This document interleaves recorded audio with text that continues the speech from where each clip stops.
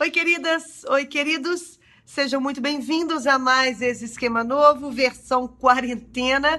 Continuamos aí firmes e fortes em casa, eu aqui na minha casa, James na casa dele, Terence na casa dele, mas sem deixar de informar para vocês, como eu já disse, sempre novidades do mundo pop, novidades da cultura.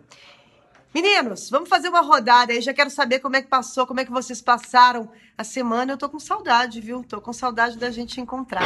Pois é, Fernandinho e James, aos poucos a gente vai tendo que se acostumar mesmo, né, com essa ideia do isolamento social. Não é fácil, mas a gente não pode simplesmente abaixar a cabeça e, enfim, né, deixar a depressão tomar conta, o desânimo. A gente tem que lutar, na verdade, contra isso o tempo todo, né? Mesmo quando a vida caminhava normal e a gente era atingido por alguma coisa, né? A gente tem sempre que lutar para sair das bad vibes, né? Dos piores momentos.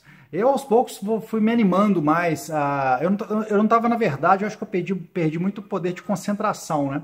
Por isso que naquelas semanas passadas, eu falei, né, durante as minhas dicas e tudo mais, que eu não estava conseguindo engrenar nenhuma série, não estava conseguindo retomar meus livros mesmo para valer, né?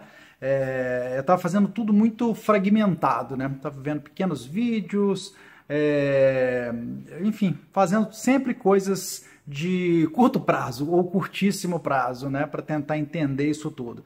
Agora eu já até consegui começar uma série com a dica do James, né? Nosso colega, nossa comparsa de Esquema Novo. O James tinha falado dessa série o ano passado, no finalzinho do ano passado, se eu não me engano, quando ela foi lançada, o The Morning Show. Então, quem quiser saber sobre essa série, só procurar aí no Esquema Novo de novembro ou dezembro do ano passado, antes da gente fazer aquela parada. E é isso, comecei e estou gostando bastante, achei lindas as tomadas de Nova York, né, o tempo todo ali.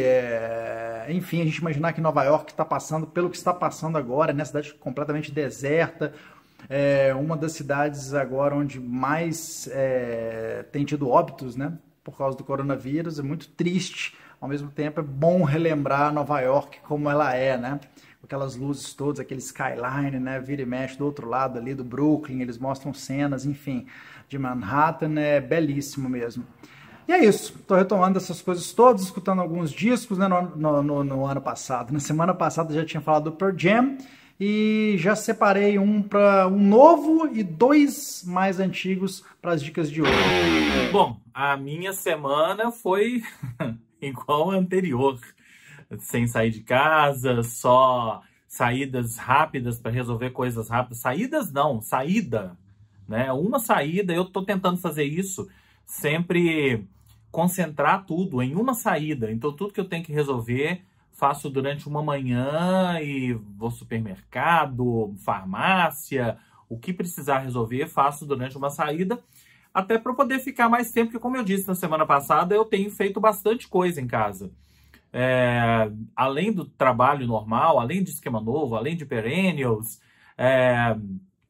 vou discotecar, inclusive já fica a dica, né? Nessa sexta-feira santa, vou discotecar na plataforma da Obra, na minha festa Tumulto e Furacão, tudo online, tá? Vocês vão me ver discotecando e tal, eu e a Dani Meira. E além disso, tive envolvido com o Festival Solitude, então tô criando coisas para fazer nessa época de quarentena, porque eu me recuso a ficar só deitado assistindo filme e assistindo série. Eu faço isso também, tá? Mas eu acho que agora tem tempo para tudo, né?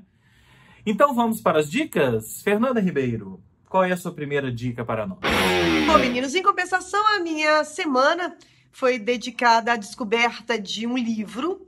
Na verdade, eu fui indicada pela minha amiga Daniele Pires. Muito obrigada, Pires. Foi uma indicação muito bacana.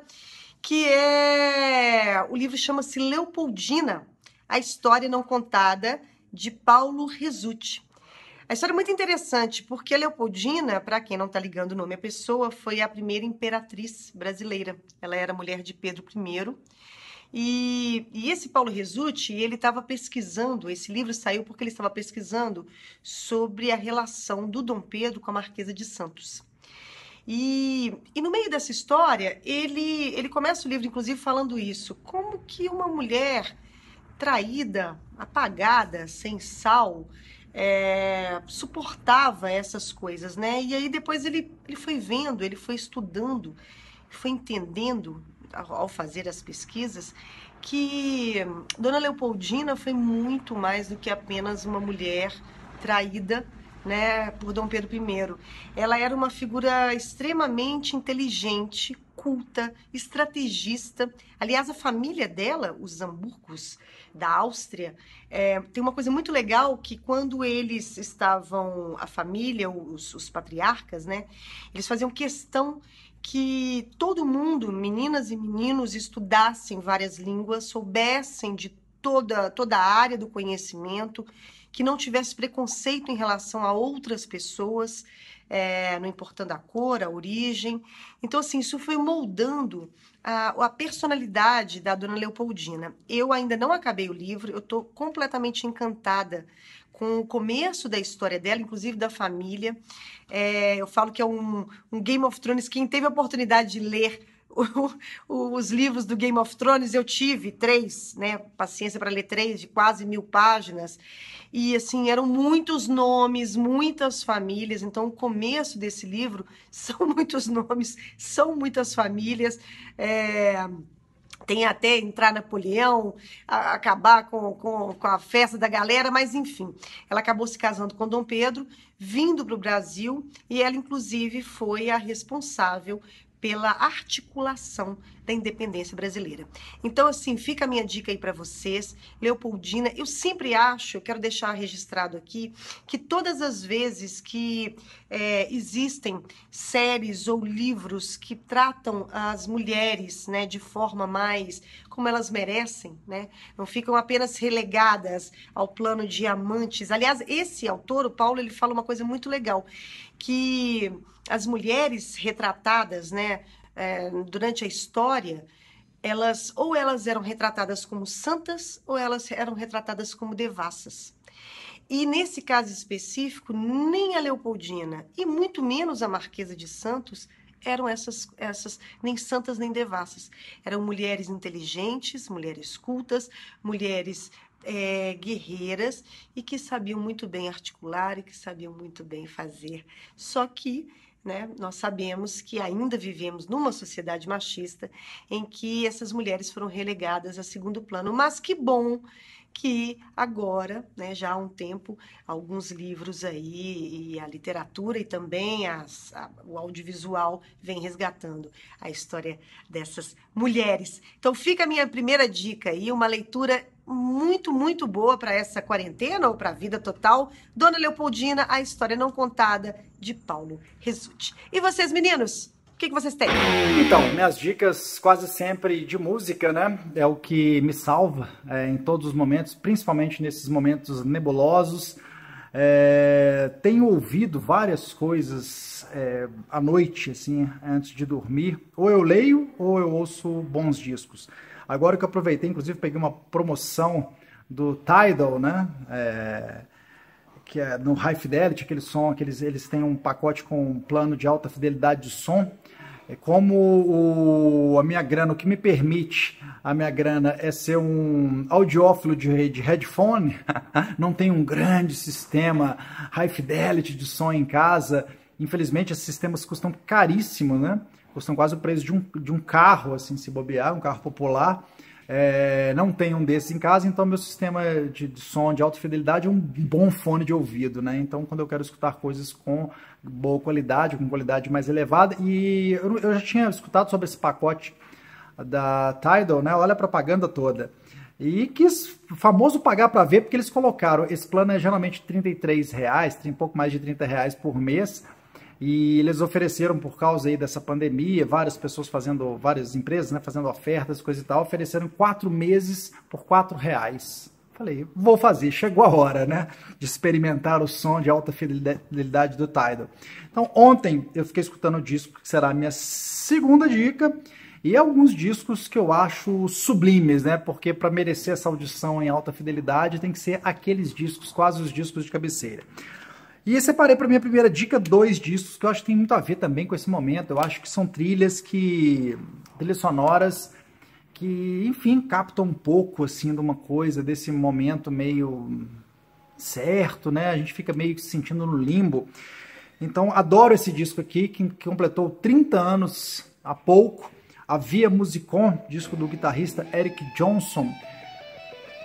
Já tinha publicado sobre esse disco no meu Instagram e volto agora para falar dele no Esquema Novo, porque poucos discos da minha coleção, já fizemos aí, eu fiz algumas gravações do Esquema Novo nas semanas anteriores, né, com a minha coleção de fundo, muitos CDs e tudo mais, e pouquíssimos daqueles muitos CDs eu colocaria na prateleira, assim, se fosse escolher uma prateleira de discos sublimes, pouquíssimos entrariam nessa prateleira, e esse aqui é um deles. Esse disco rendeu ao Eric Johnson, que é um guitarrista texano, norte-americano, o Grammy pela faixa Cliffs of Dover.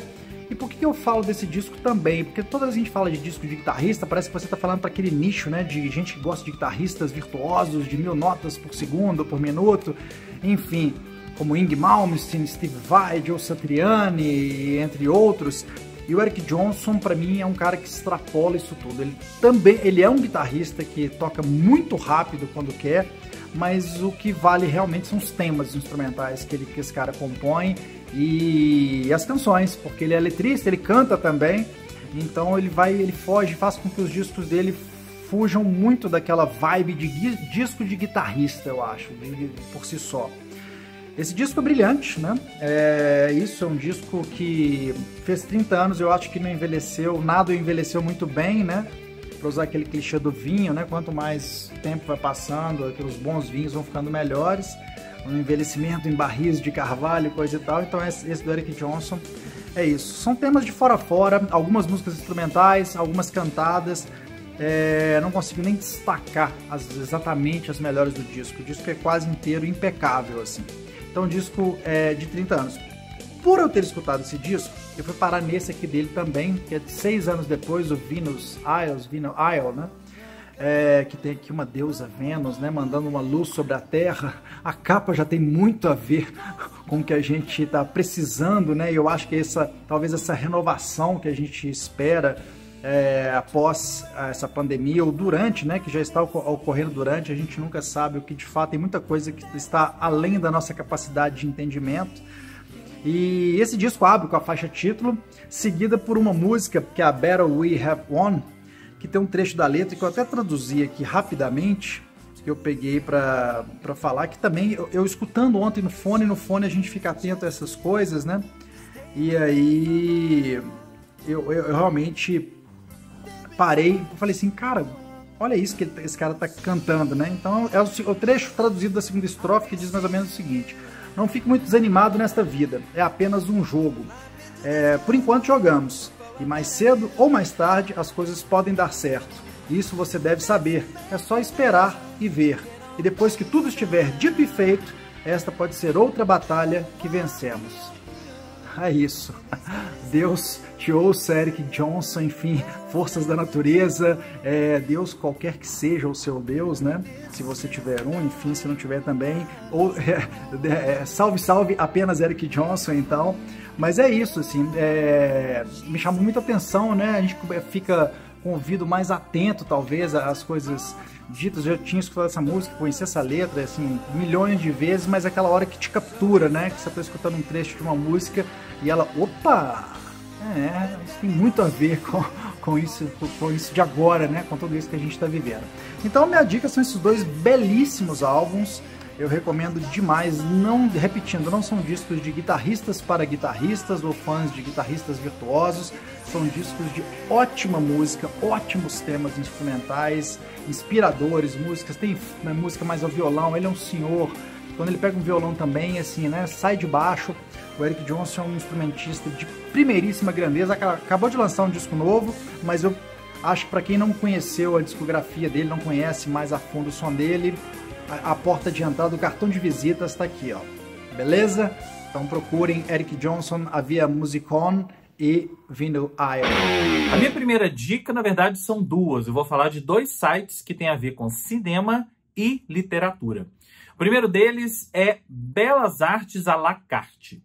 Sim, o cinema Belas Artes de São Paulo, o tradicional e clássico cinema de Belas Artes em São Paulo. Quem nunca foi no Belas Artes em São Paulo? Fica ali na Consolação com Paulista, né? Que tem... Bom, que já foi da Caixa, hoje tem patrocínio da cerveja Petra, já foi... Teve movimentos e movimentos para o cinema não fechar, enfim. O cinema Belas Artes lançou o seu serviço de streaming. Na verdade, antes da pandemia, já tinham lançado o serviço de streaming, mas a boa notícia é que, atenção, corra, até o dia 15 de abril, ele está totalmente gratuito.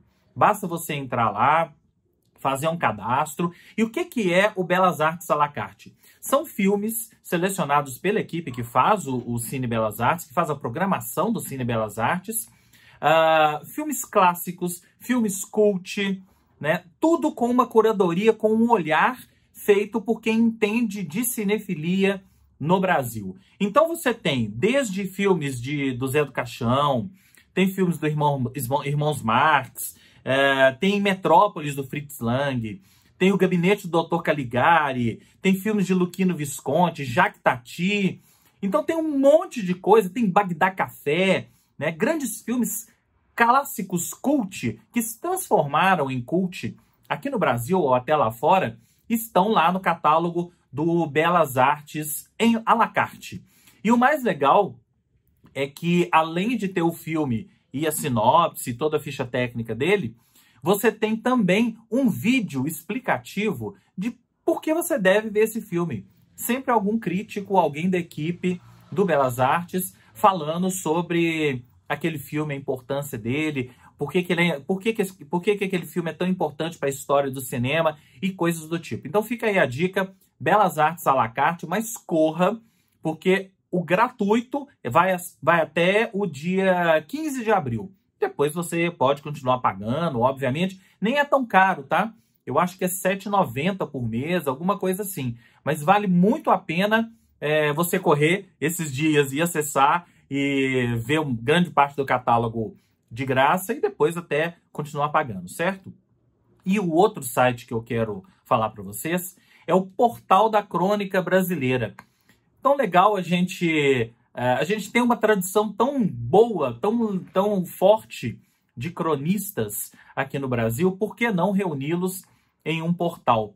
Então é essa a proposta do Portal da Crônica Brasileira, está vendo o endereço aqui embaixo, que reúne crônicas de Antônio Maria, Antônio Torres, Clarice Lispector, Fernando Sabino, Ivan Lessa, Jurandir Ferreira, Otto Lara Rezende, Paulo Mendes Campos, Raquel de Queiroz e Rubem Braga. Olha, vou dizer para vocês que tem me dado muita alegria acessar o Portal da Crônica Brasileira e todo dia ler ali uma, duas crônicas que esses mestres da literatura, da crônica e da literatura brasileira produziram e está tudo disponibilizado ali. Então fica a dica para você, se você quiser coisas para tornarem o seu dia ainda mais agradável, a minha dica é, sempre que você acordar, pegue o seu celular, acesse o Portal da Crônica Brasileira e leia uma crônica só para começar o seu dia bem.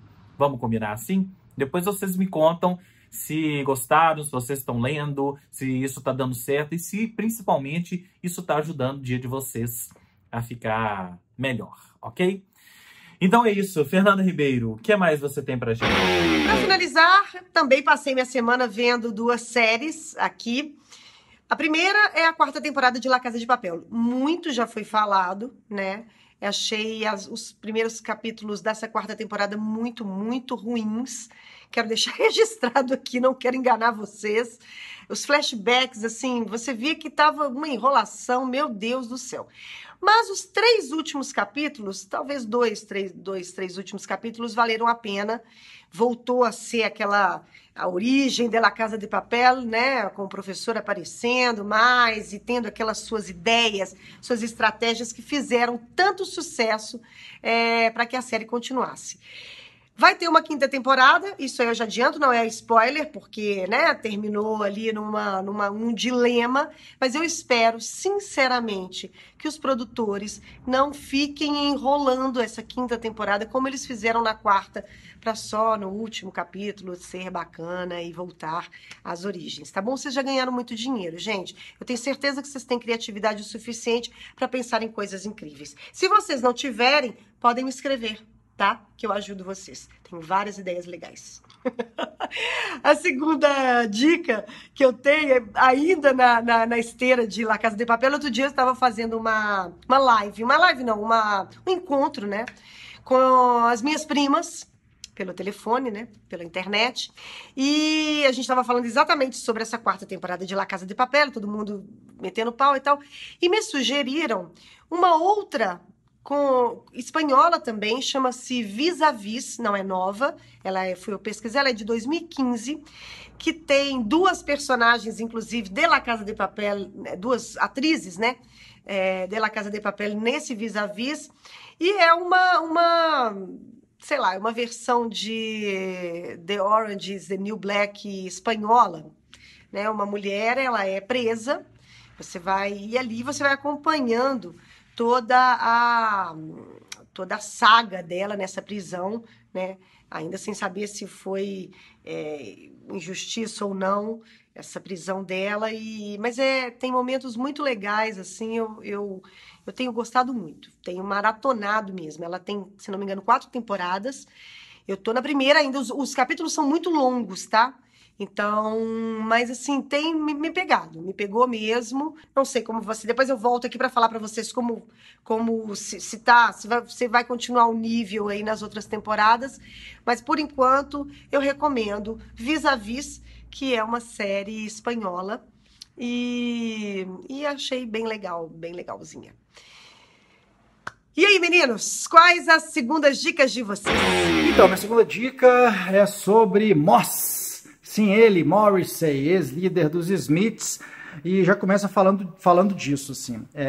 Nunca fui daquelas viúvas, né, dos Smiths que ficaram chorando, assim, o Morrissey é legal em carreira solo, mas tem que voltar para os Smiths e coisa e tal. Me contento bastante com a carreira solo dele, acho que ele fez o que tinha que fazer com os Smiths, virou a página, é isso aí, bola para frente, né? O que eu lamento é que ele, que nunca foi um artista exatamente fácil, né? Sempre pareceu um cara bem ranzinza, bem difícil de lidar, e quando ele se apega a uma causa, uma linha de pensamento, quem vai na contramão, né, enfim, costuma se chatear um pouco com ele. Em 2004, ele lançou o disco que eu mais gosto dele em carreira solo, que é o You Are The Quarry, que entraria naquela prateleira dos meus discos sublimes. Acho que nenhum disco dele em carreira solo chegou nem perto, isso no meu gosto, né, na minha opinião. Acho que é um disco que seria bom a gente retomar numa hora dessas e escutar. Naquele momento, lá em 2004, quando ele estava lançando esse 7º álbum de estúdio, ele era apenas um vegano, meio chato, meio ranzinza com quem não era vegano. Era como aquele cara que, assim, você tem que ser, se você não for, você é um sujeito menor, que está prestando um serviço ao mundo, ajudando a destruir a humanidade, enfim. O Morrissey é aquele cara xiita demais, era muito xiita, sempre foi xiita nessa causa. Ultimamente, ele virou a chave para um jeito pior de ser ainda ranzinza, que andou dando depoimentos aí, com aquele pezinho na direita conservadora, bem chata mesmo, meio sem noção, dona da verdade, autoritária, enfim, né?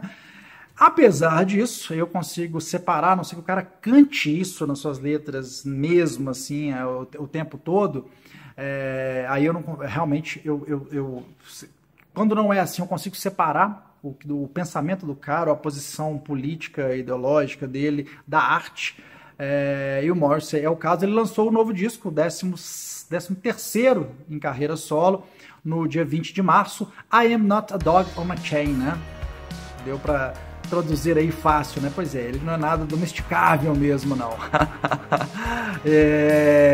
Tirando esse lado ranzinza, meio estranho, de quem andou dando declarações que eu acho que ele devia ter pensado mais e mais antes de falar, mas ele definitivamente não é de dar o braço a torcer. Tentou consertar uma coisa ali, outra aqui, mas não foi muito feliz, não. No disco ele foi feliz, ele fez mais um descasso, penso eu, com algumas texturas eletrônicas bem interessantes. Textura, é uma textura que caminha para um jeito de música, né? Porque tem bases sequenciadas, não é que o disco seja um disco que caminha para uma sonoridade eletrônica, assim, não é isso. É um disco de banda, mas que tem essas texturas, essa atmosfera de alguma maneira, de músicas com elementos mais eletrônicos, né? Menos orgânicos. O primeiro single teve uma excelente participação, foi uma chapuletada de cara, foi o termo que eu achei que agora, chapuletada, há muito tempo eu não usava esse termo, da Thelma Houston. Ele começou o single cantando, que é eu vou lembrar de cabeça, agora não vou saber falar o nome do single de cor, mas Bobby, Don't You Think They Know? Acho que até falamos desse single, acho que o James falou desse single há mais tempo, quando o Morrissey lançou, né? Foi o primeiro single do disco, e a Thelma Houston faz um vocal belíssimo, um dos destaques do disco entre tantos outros. O disco tem letras, para variar, muito acima da média. O Morrissey ainda é um dos maiores letristas vivos da música pop, não tenham dúvidas, né, quanto a isso. E fica essa dica 2 em 1 então. You Are The Quarry, de 2004, quando ele era apenas um vegano chato, e agora, quando ele é um cara conservador, mais ranzinza, né? A gente vai ficando mais velho, a gente tende a ficar mais ranzinza, mais chato, não sei, mais conservador, talvez também. Enfim, mas é isso, os discos valem a pena, apesar disso tudo. O novo é o I'm Not Dog on a Chain, Morrissey. E você, James? Bom, agora eu vou falar de uma série. É uma série que eu nem tô vendo tanta gente falar sobre ela, né, nesses dias de pandemia ou até antes, não me lembro quando que ela entrou no catálogo da Amazon Prime Video, uma série que está lá na Amazon Prime Video. Tô falando de 000, não é 007 não, tá, gente? 000. É uma série uma série italiana, baseada no livro do Roberto Saviano. Quem é o Roberto Saviano? É um jornalista, escritor italiano, que sempre trabalhou com esses temas ligados à máfia, à camorra italiana. E agora ele construiu uma série. Ah, sim, a série também é um dos realizadores dela, diretores, né, que dirige a série, é o Stefano Sollima, que também tem no seu currículo a série Gomorra e filmes como Sicário. Vocês assistiram Sicário? Os 2 filmes Sicário? Assistam, porque é muito bom. Mas o que é 000? 000 é uma série que se passa em vários lugares. Então se passa ali na Itália, num dos berços da máfia italiana. Se passa em New Orleans, tem um pedaço na África e tem um pedaço no México. A série, ela percorre o trajeto, vamos dizer assim, de um carregamento de cocaína, que vai do México até a Itália. Mas não é o trajeto, não é um road movie, vamos dizer assim, de você seguindo o carregamento, não. É toda a trama que gira em torno desse carregamento de cocaína. Então, o carregamento é encomendado pela máfia italiana para um cartel de Monterrey, no México. Eles preparam e entregam para uma empresa de transporte, que é uma empresa de uma família americana sediada em New Orleans, e essa empresa que vai fazer o transporte da droga de navio até a Itália. E aí tem uma série de acontecimentos, uma série enfim, de coisas que vão acontecendo ao longo desse caminho e que vão colocando os personagens naquelas situações de limite que eles não têm como sair, né? E o mais legal dessa série é que há muito tempo eu não via uma série com personagens tão bem construídos. Principalmente um personagem no México, que eu não vou entrar muito em detalhes, porque tem uma reviravolta com ele, eu não posso nem falar o que ele é, que tem uma reviravolta logo no início da série, você vai perder a surpresa. Tem um personagem no México, vocês vão saber quem é. Os irmãos da família de New Orleans, da família americana, né, que tem uma relação muito forte entre eles, e um dos irmãos tem uma doença, vocês vão entender. Mas principalmente a cena da Itália. A cena da Itália com a máfia e com as brigas de família, com um querendo comer o fígado do outro e fazendo alianças aqui, matando ali, né? É engraçado que eu assisti essa série e logo na sequência eu assisti a trilogia Poderoso Chefão, que foi exibida no último final de semana no canal Paramount. E impressionante como que as coisas fazem sentido. É óbvio, o Poderoso Chefão é muito melhor, clássico, não vou nem entrar nesse mérito, mas tem a ver. Então os personagens são todos muito bem construídos e você consegue entender os dilemas deles. Você consegue entender o porquê que eles estão agindo daquela maneira. Você consegue entender nos olhares, e aí mérito todo para os atores. Você olha para os atores e eles conseguem te passar toda a emoção. E ao mesmo tempo, você cria uma empatia e ao mesmo tempo você fica com asco deles. É uma daquelas séries que não tem heróis e vilões. Todo mundo é um pouco herói, todo mundo é um pouco vilão, e cabe a você decidir se você tem empatia ou não por aqueles personagens. Então, olha, talvez tenha sido a melhor coisa que eu assisti nessa pandemia, nessa quarentena, e tô aqui pensando se foi a melhor coisa que eu assisti em 2020, tá? É a série 000, tá no Prime Video, são 8 episódios, não é uma série, né? É uma minissérie, não sei se vai ter uma segunda temporada, creio que não, porque a história se fecha ali. Então, fica muito a dica para vocês assistirem 000, vocês não vão se arrepender de forma alguma, ok? Então é isso, vamos para a nossa despedida? É isso. O Esquema Novo fica por aqui. Não deixe de nos acompanhar nas nossas redes sociais, tá, gente?